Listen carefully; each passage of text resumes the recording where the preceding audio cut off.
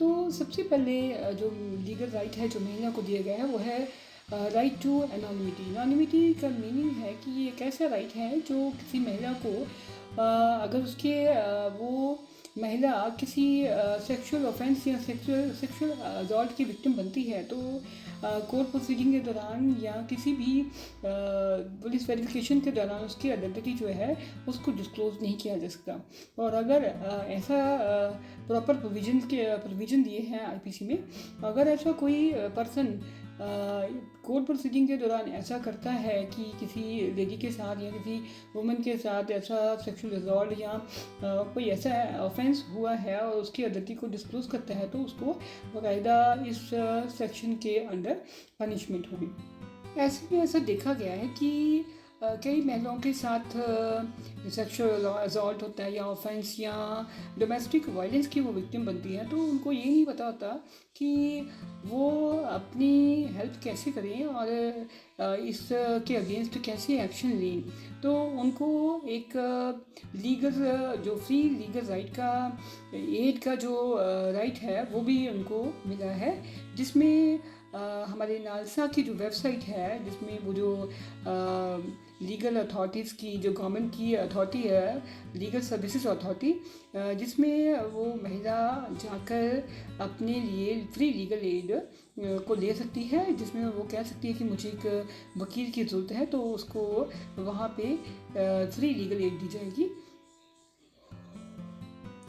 Right to file virtual complaint, अब ये भी एक इम्पॉर्टेंट राइट है वुमेंस को दिया हुआ कि अगर उनके साथ कोई भी ऑफेंस हुआ है, क्राइम हुआ है या असॉल्ट है या कोई सेक्सुअल हरासमेंट हुई है तो वो कई बार इस बात से डरती हैं कि वो पुलिस स्टेशन में नहीं जाती, कंप्लेंट नहीं करती। तो ऐसे में वो एक वर्चुअल कंप्लेंट जो है फाइल कर सकती हैं पुलिस स्टेशन में। वो उनकी वेबसाइट पे मेल कर सकती हैं या अपनी कंप्लेंट लेटर के थ्रू पोस्ट कर सकती हैं या कंप्यूटर कैफ़े में जाकर अपनी आईडी से वो किसी से भी अपनी कंप्लेंट जो है फॉरवर्ड करवा सकते हैं पुलिस स्टेशन में। और अगला राइट है स्टॉकिंग का राइट। स्टॉकिंग का मीनिंग है कि अगर कोई महिला किसी पुरुष के कहने पर कि वो उसके साथ इंटरेस्टेड है उस रिलेशनशिप में और महिला चाहती है कि वो अपनी इंटरेस्ट शो करती है या उससे बात नहीं करना चाहती या उसको इंटरेस्ट नहीं है उसमें, तो अगर फोर्सफुली या उसको बार बार कहा जाता है कि वो उसके साथ बात करे या उसको मैसेज किया जाता है या कई बार हमारे सोशल मीडिया प्लेटफॉर्म्स हैं जैसे फेसबुक, मैसेंजर, इंस्टाग्राम या व्हाट्सएप, इन सभी पे महिला को कॉल या मैसेज किए जाते हैं कि वो अपना नंबर उनको दे या उनसे बात करे या वो उसके साथ रिलेशनशिप रखे। तो ये जो ऑफेंस है ये स्टॉकिंग ऑफेंस में आता है, तो महिला उस पर्सन के अगेंस्ट एक्शन ले सकती है। तो ये भी राइट जो महिला को मिला है कि अगर कोई पर्सन उसको उसके डिस इंटरेस्ट के चलते भी मैसेज करता है तो वो उसके अगेंस्ट एक्शन ले सकती है। स्टॉकिंग का राइट उसको मिला है। राइट अगेंस्ट डोमेस्टिक वायलेंस, या अगला हमारा जो राइट है वो है राइट अगेंस्ट डोमेस्टिक वायलेंस। इसमें अगर कोई महिला शादी के बाद दहेज नहीं लाती या उसको दहेज के लिए कहा जाए, ताना मारा जाए या उसके साथ मारपीट की जाए तो वो राइट अगेंस्ट डोमेस्टिक वायलेंस के तहत अपना केस फाइल कर सकती है। इसमें अगर अब्यूज़ चाहे वो फिज़िकली हो, मेंटली हो या किसी भी तरह का अब्यूज़ हो सकता है, फाइनेंशियल भी हो सकता है, ये सारे जो अब्यूज़ हैं चाहे वो फिज़िकल असॉल्ट हो, उसको मारपीट हो या उसको ताना मारा जाए कि उसके बेटा नहीं है या बच्चा नहीं हो रहा, तो ये सभी जो अब्यूज़ हैं ये डोमेस्टिक वायलेंस में आते हैं। तो अगर कोई महिला को ऐसे प्रताड़ित किया जाता है तो वो डोमेस्टिक वायलेंस के जो 2005 में पास किया था एक्ट, तो उसमें अपनी कंप्लेंट फाइल कर सकती है।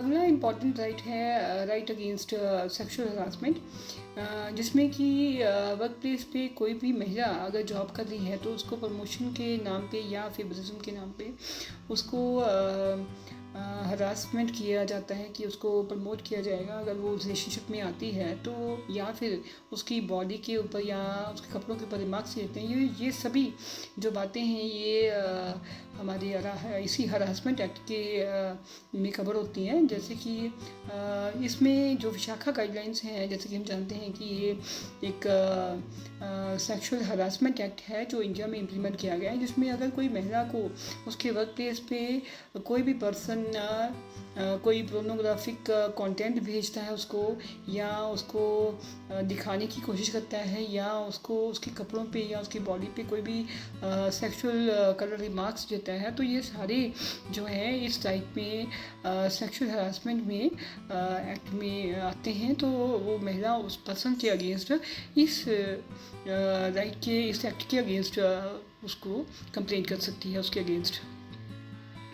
तो अगला जो मेजर इशू जो औरतों के साथ आता है वो है इक्वल रेम्यूनरेशन एक्ट, जिसमें कि देखा जाता है कि एक वर्क प्लेस के ऊपर अगर एक आदमी और एक औरत सेम प्लेस, सेम डेजिग्नेशन, या कह लीजिए सेम प्रोफाइल या क्वालिफिकेशन, या उसकी जो किरदार है, जैसे अगर फिल्मों में किरदार निभाना है फीमेल और मेल हीरो या हीरोइन का, तो उसमें जो मेल पर्सन है वो डोमिनेट करता है, उसकी जो पे स्केल है वो फीमेल वर्कर से ज़्यादा होती है। तो इसके लिए भी हमारे कॉन्स्टिट्यूशन में कानून है जो ये कहता है कि अगर दोनों आदमी और औरत की प्रोफाइल सेम है तो उसको जो उसकी पे स्केल के अकॉर्डिंग डिस्क्रिमिनेशन नहीं दी जा सकती। दोनों की जो पे स्केल है वो सेम ही होनी चाहिए होगी।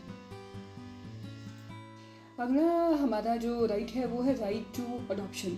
कोई भी महिला जो इंडिया में रह रही है वो उसको, चाहे वो मैरिड है या अनमैरिड, उसको राइट है किसी भी बच्चे को अडॉप्ट करने का। तो इसके जो अडॉप्शन है इसके लिए प्रॉपर प्रोसीजर है। और अगर कोई मैरिड वुमेन है, अगर वो अडॉप्ट करना चाहती है तो उसको अपने हस्बैंड की भी राय इसके लिए लेनी पड़ेगी। तो ये राइट है, राइट टू अडॉप्शन। तो अगला राइट आता है कि राइट ऑफ अबॉर्शन। कोई भी महिला, चाहे वो मैरिड हो या अनमैरिड, अगर वो किसी तरह से कोई प्रेगनेंसी को कंटिन्यू नहीं करना चाहती तो वो अबॉर्शन करवा सकती है। इसको medical termination of pregnancy act कहा जाता है। तो इसमें जो राइट टू रिप्रोडक्टिव हेल्थ के तहत महिला को ये राइट है कि वो अपनी जो प्रेगनेंसी है अगर उसको कंटिन्यू नहीं रखना चाहती तो उस पर ना तो उसके हस्बैंड का या किसी रिलेटिव का कोई भी सही नहीं है। वो उसकी मर्ज़ी है कि अगर वो उसको रखना चाहती है या उसको अबॉर्ट करना चाहती है तो वो करवा सकती है। तो ये राइट आता है, राइट टू अबॉर्शन। तो अगला इम्पॉर्टेंट राइट है राइट टू मैरिज। अगर कोई महिला 18 साल से ऊपर है और वो किसी के साथ अपनी मर्ज़ी से शादी करना चाहती है या लिविंग रिलेशनशिप में रहना चाहती है तो वो रह सकती है, उसको कोई मजबूर नहीं कर सकता कि वो शादी नहीं कर सकती। तो यहाँ पे शाफीन जहाँ के जजमेंट में ऑनरेबल सुप्रीम कोर्ट ने एक बड़ी इम्पॉर्टेंट जजमेंट दी थी कि जिसमें कि आर्टिकल 21 में राइट टू मैरिज को एक फंडामेंटल राइट दिया था, जिसमें किसी भी महिला को फोर्सफुली किसी के साथ शादी के लिए मजबूर नहीं किया जा सकता और न ही किसी महिला को उसकी मर्ज़ी के खिलाफ कहीं शादी करने के लिए, या वो अगर विलिंग है किसी से शादी करने में तो वो कर सकती है। उसको राइट है कि वो मैरिज उसके साथ कर सकती है। अगला राइट है राइट टू अरेस्ट।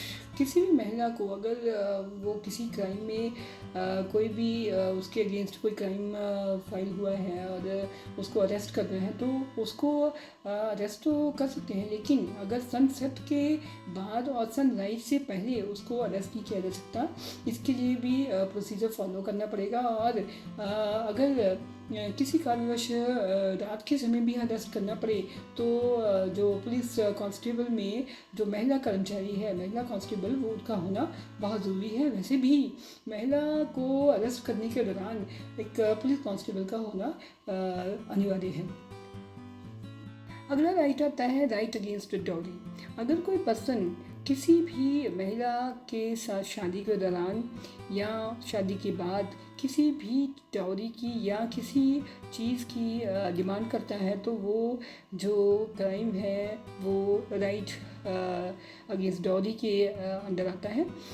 इसमें ये भी है कि जैसे किसी पर्सन ने शादी की है, शादी के बाद वो कह रहा है कि मैंने घर बनाना है, और वो लड़की वालों के फादर को या पेरेंट्स को फ़ोन करके या उस लड़की को प्रेशराइज़ करता है या फोर्सफुली कहता है कि मुझे घर बनाने के लिए तुम्हारे पेरेंट्स से पैसे चाहिए। तो ये भी जो राइट है, जो डॉरी के अंदर आता है। तो इसमें भी महिला जो है कंप्लेंट कर सकती है इस राइट के अंदर।